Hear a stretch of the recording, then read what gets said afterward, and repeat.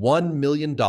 That number has been the cultural benchmark for retirement security for decades. And in 2026, depending on where you live, how you spend, and what your retirement actually looks like, it is still a legitimate target, not a fantasy, not an anachronism.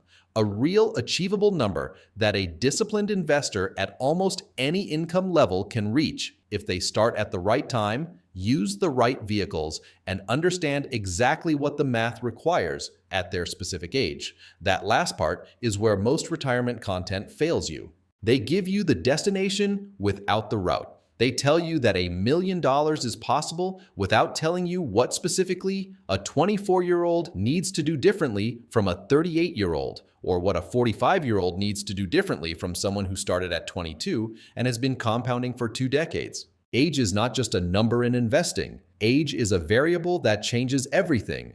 The vehicles you prioritize, the contribution amounts required, the risk tolerance that is mathematically appropriate, and the timeline pressure you are or are not operating under. This video is a blueprint, not generic advice, a specific age-calibrated investment plan for building $1 million retirement fund from your 20s all the way through your 50s.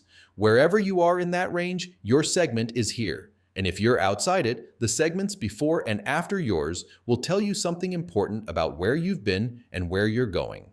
Let's build this from the ground up. The foundation: understanding the only 3 variables that determine your outcome. Before we get into age-specific plans, we need to establish the framework, because without understanding these 3 variables, the specific numbers won't make sense. Variable 1, time. Time is the most powerful force in personal finance and the one variable that cannot be purchased, borrowed, or recovered once it's gone. The reason the 22-year-old's plan looks dramatically different from the 45-year-old's plan is not primarily about income or sophistication. It is about the number of compounding cycles available before retirement. $1 invested at 22, growing at 10% annually until age 65, becomes $72. That same dollar invested at 42 becomes $8. Same dollar, same return rate. 43 years of compounding versus 23 years. The difference is not incremental, it is structural. Variable 2, rate of return. We will model consistently at 10% annual return throughout this video. This is the approximate historical average annual return of the broad US stock market over the past century, including crashes, recessions, wars, and everything in between. It is not guaranteed. It is the best long-term baseline available from documented historical data. Higher returns are possible. Lower returns are possible. 10% is the honest number. Variable 3, contribution consistency. The amount you invest matters less than the consistency with which you invest it. A person contributing $300 per month without interruption for 30 years builds more wealth than a person contributing $1,000 per month for 10 years, because the time variable amplifies consistent contributions in a way that large, irregular contributions cannot replicate.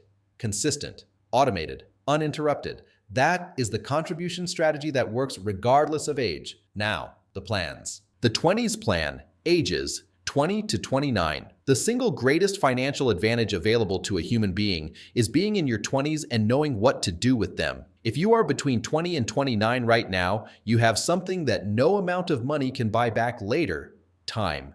Specifically, you have between 36 and 45 years of compounding runway before a traditional retirement age of 65. And at 10% annual return, that runway is the most valuable financial asset on the planet. Here is what the math requires. To reach $1 million by age 65 starting at 22, $190 per month. That's it. $190 consistently invested every month from age 22 grows to approximately $1,050,000 by 65 at 10% annual return. Starting at 25, $275 per month. Starting at 29, $430 per month. Every year you wait in your 20s costs you roughly $50 to $80 per month in required future contributions to reach the same destination. The cost of waiting is not linear. It accelerates. The vehicles for your 20s: first priority, employer 401k up to the full match. If your employer matches 3% of your salary and you contribute 3%, you just received a 100% instant return on that portion of your contribution. Nothing in the financial world offers a guaranteed 100% return. Take it every time. Non-negotiable. Second priority, Roth IRA, maxed if possible. In your 20s, your income is likely at its career low point, which means your tax rate is at its career low point. The Roth IRA lets you contribute after-tax dollars now, at your lowest rate, and withdraw everything, including decades of growth, completely tax-free in retirement. This is one of the most powerful tax advantages available to young investors, and it is most valuable precisely when income is lowest. The 2026 contribution limit is $7,000 annually. That's $583 per month. If you can hit it, hit it. Third priority, broad market index funds, low cost, diversified, boring. S&P 500 index fund or total market index fund with an expense ratio below 0.10%. Set it. Automate it. Ignore the noise. The behavioral priority in your 20s. Do not lifestyle inflate past your contribution rate. Every raise, a portion goes to investments before it ever touches your checking account. Automate the increase. Never see the money. Never decide whether to move it. It goes. The 20s are not about financial sophistication. They are about starting and not stopping. The investor who puts $200 per month into a boring index fund at 23 and never touches it will almost certainly outperform the investor who spends their 20s looking for the perfect strategy and starts at 31 with twice the monthly contribution. Start now with whatever you have. The 30s plan, ages 30 to 39. The 30s are where the financial plan gets complicated, not because the math changes, but because life changes. Career advancement, marriage, children, mortgages, competing financial priorities, all of it arrives in the same decade, and the people who let life systematically crowd out their investment contributions in their 30s are the people who arrive at 40 with very little compounding base and a very difficult catch-up problem. Here is what the math requires in your 30s. Starting at 30 with nothing saved, $485 per month to reach $1 million by 65. Starting at 35 with nothing saved, $810 per month. Starting at 39 with nothing saved, $1,200 per month. Notice what happened. From 22 to 39, 17 years of delay, the required monthly contribution went from $190 to $1,200. The destination is the same. The timeline is shorter. The math demands more. But here's the number that actually matters for most people in their 30s. Because most of you are not starting from zero. You have something, maybe $15,000, maybe $40,000, maybe $80,000 from a decade of inconsistent contributions. Here's what that existing base does for your required monthly contribution. $50,000 already saved at 35, contributing $500 per month to 65, approximately $1,300,000 at 10% annual return. The base you built in your 20s, however imperfect, is already doing significant work. Don't underestimate it. The vehicles for your 30s. 401k. Now push beyond the match. If you've been contributing 3% to get the match, in your 30s you should be working toward 10%, then 15% of income. The 2026 401k contribution limit is $23,500. You may not hit it immediately. Move toward it systematically with every raise. Roth IRA. Continue if income permits. Note that Roth IRA contribution eligibility phases out above certain income thresholds. In 2026, the phase-out begins around $150,000 for single filers. If you're above that threshold, the backdoor Roth conversion is a legitimate strategy. Consult a fee-only financial advisor on execution. Taxable brokerage account. Once tax-advantaged accounts are maximized, the taxable brokerage is the next vehicle. Index funds remain the core holding. Tax loss harvesting becomes relevant at this stage. The behavioral priority in your 30s. Protect the contribution rate through every life event. Baby arrives, contribution rate stays. Mortgage signed, contribution rate stays. Car needs replacing, contribution rate stays. The contribution is not a luxury budget line. It is a fixed expense, the same category as rent and utilities. Non-negotiable. Everything else adjusts around it. The 30s are where financial discipline is most tested and most consequential. The people who hold the line here are the ones who arrive at 45 with options. The ones who don't are the ones who arrive at 45 with urgency. The 40s plan, ages 40 to 49. The 40s are the decade of reckoning. If you build consistently in your 20s and 30s, your 40s are the decade where the compounding base becomes large enough to start doing serious work. A $200,000 portfolio at 40 left untouched becomes $1,340,000 by 65 at 10% annual return without a single additional contribution. The machine is running. But if you're arriving at 40 with limited savings, if the 20s and 30s were disrupted by debt, by family circumstances, by career transitions, by the simple reality that financial education wasn't available to you when it would have been most valuable, this is also the decade where the picture becomes urgent but not hopeless. Here is what the math requires starting in your 40s. Starting at 40 with nothing saved, $1,500 per month to reach $1 million by 65.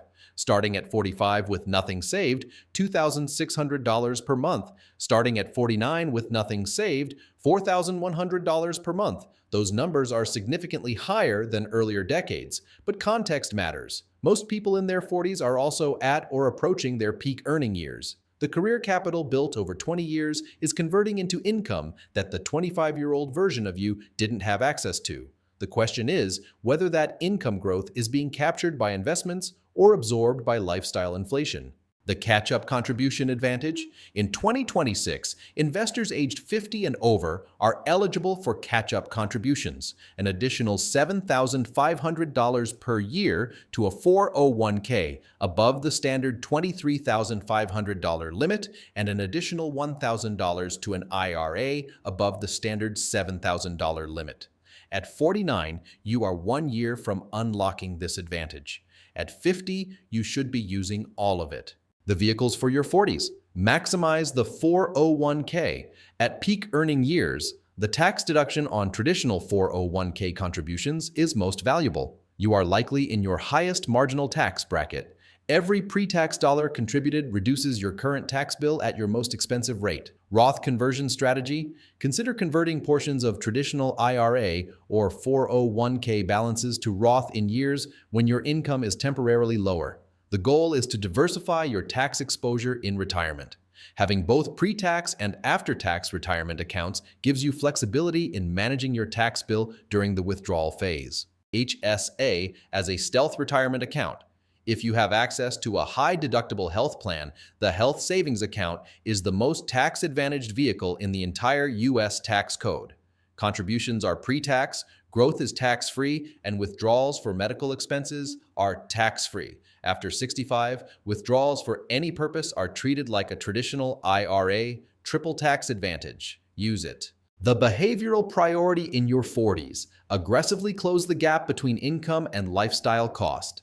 If your income has grown 40% over the last decade and your investment rate hasn't grown proportionally, that's the gap. Find it. Close it. The 40s are the last decade with enough runway for moderate contributions to still reach 7 figures by traditional retirement age. Don't exit them with the same contribution rate you entered them with. The 50s plan, ages 50 to 59. The 50s change the conversation in a specific way. You are no longer primarily in the accumulation phase. You are in the transition phase, still accumulating, but beginning to think about preservation, withdrawal strategy, and what the actual structure of retirement looks like financially. The investment decisions you make in your 50s have a different character than the ones you made in your 30s. Here is what the math looks like for someone starting in their 50s with limited savings. Understanding that many people arriving here have something, and the question is what to do with it. Starting at 50 with $100,000 saved, contributing $2,000 per month, approximately $1,050,000 by 65. Starting at 50 with $200,000 saved, contributing $1,500 per month, approximately $1,200,000 by 65. Starting at 55 with $300,000 saved, contributing $2,500 per month, approximately $1 million by 65. The base matters enormously now. If you have built any capital over the previous decades, even imperfectly, even inconsistently, it is compounding in your favor with increasing force. The vehicles and strategy shifts for your 50s. Activate all catch-up contribution limits immediately at 50, $31,000 per year into a 401k, $8,000 per year into an IRA. If you are not maximizing these, you are leaving the most powerful tax-advantaged accumulation window available to you partially closed. Begin the asset allocation conversation. In your 20s and 30s, a 90% equity, 10% bond allocation is appropriate. Time absorbs volatility. In your 50s, the allocation begins to shift, not dramatically. The research consistently shows that investors de-risk too aggressively too early, sacrificing return for a stability they don't yet need. But a gradual move towards 70-30 or 75-25 equity to bond allocation through the 50s is reasonable sequencing. Social Security optimization becomes a real planning consideration. The difference between claiming at 62 versus 70 is substantial, up to 76% more in monthly benefit by waiting to 70. For people with other assets that can fund the early retirement years, delaying Social Security claim is one of the highest guaranteed returns available in personal finance. The behavioral priority in your 50s: eliminate high-cost debt completely. Any debt carrying an interest rate above 5% should be gone before retirement arrives. Carrying expensive debt into a fixed-income retirement is a structural drain on the portfolio that compounds negatively. The decade between 50 and 60 is the window to clean the balance sheet entirely and resist the lifestyle expansion that often accompanies peak earning years. The children are launched. The mortgage may be nearly paid. The income is at its highest. The temptation to finally live large, the boat, the vacation home, the car, is understandable and often fatal to the retirement plan. Every dollar of new recurring expense added in your 50s becomes a dollar of additional annual withdrawal required in retirement. Add expenses carefully and deliberately. The universal principles that apply at every age. Regardless of which decade you're in, 5 principles apply universally. These are not age-specific. They are the structural constants of every successful retirement accumulation story. 1. Automate everything. Contribution decisions made manually, monthly, are contribution decisions that don't happen during busy periods, stressful periods, or periods when the market is down and investing feels counterintuitive. Automate the transfer. Remove the decision. The money moves before you can think about it. 2. Never liquidate retirement accounts early. The 10% early withdrawal penalty and the income tax on the withdrawn amount, combined, can consume 30 to 40% of what you take out. But the real cost is the compounding that money would have generated for the next 20 years. A $20,000 early withdrawal at 35 doesn't cost you $20,000. It costs you the $145,000 that $20,000 would have become by 65. This is not an emergency fund. It is a compounding machine. Treat it as untouchable. 3. Increase contributions with every income increase. Before lifestyle has a chance to absorb the raise, before the spending adjusts upward to meet the new income, redirect a defined percentage of every raise to investment contributions. 50% of every raise to savings is an aggressive but achievable standard. Even 25% changes the long-term trajectory meaningfully. 4. Stay invested through market downturns. The investors who consistently underperform the market index are not the ones who chose bad funds. They are the ones who moved to cash during crashes and missed the recovery. The S&P 500 has recovered from every correction in its history. The investor who stayed invested through 2008, through 2020, through every other moment of apparent catastrophe, they captured the full return. The ones who sold at the bottom captured the loss without the recovery. 5. Low cost, always. Every basis point in fund expenses is a permanent compounding drain on your returns. A 1% expense ratio versus a 0.04% expense ratio on a $500,000 portfolio costs approximately $200,000 over 20 years. The index fund is not a compromise. It is the mathematically superior choice for the overwhelming majority of retirement investors.